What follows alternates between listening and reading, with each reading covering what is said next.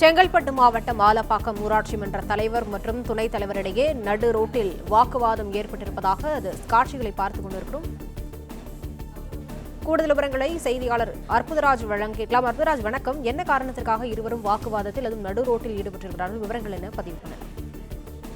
வணக்கம். செங்கல்பட்டு மாவட்டம் ஆலப்பாக்கம் ஊராட்சி, செங்கல்பட்டு மாவட்டம் ஆட்சியர் அலுவலகம், மாவட்ட காவல் கண்காணிப்பாளர் அலுவலகம், புதிய பேருந்து நிலையம், அரசு தொழிற்பயிற்சி நிலையம், மருத்துவக் கல்லூரி உள்ளிட்ட ஆகிய முக்கிய சார்ந்த அரசு அலுவலகங்கள் முக்கியமான ஊராட்சி செயல்பட்டு வருகிறது. இந்த ஆலப்பாக்கத்தில் ஊராட்சி தலைவராக என்பதும் பரிமிளா உதவி வகித்து வருகிறார். துணைத் தலைவராக சத்யா கோபிநாத் என்பவர் பதவி வகித்து வருகிறார். 9 வார்டுகளில் உள்ளடங்கிய இந்த ஊராட்சியில் ஆரம்பம் முதலே தலைவர் மற்றும் துணைத் தலைவருக்கு இடையே தொடர்ந்து போட்டி நடந்து கொண்டு ஒருவரை குற்றச்சாட்டி வந்தனர். துணைத் தலைவர் தற்காலிகமாக சஸ்பெண்ட் செய்யப்பட்டார். அதே போல் செக் பவரையும் ரத்து செய்யப்பட்டது. தற்போது மீண்டும் சத்யா கோபிநாத் துணைத் தலைவராக பதவியேற்றுக் கொண்டு துணைத் தலைவருக்கு செக் பவர் வழங்கப்பட்டது. இந்த நிலையில் இன்று மாதாந்திர ஊராட்சி கூட்டம் நடைபெற்றது.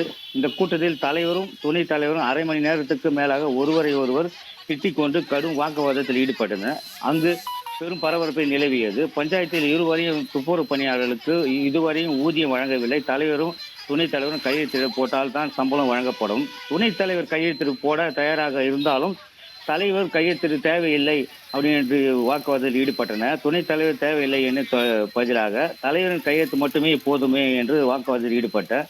மேலும் ஏரி மண்ணி திருடு விற்ற பல லட்சங்களை மோசடியில் ஈடுபட்ட ஒரு தரப்பு மக்கள் முன்னாள் தலைவர் திருமலை மீது பகிரங்க குற்றச்சாட்டி பெரும் பரபரப்பை ஏற்பட்டது.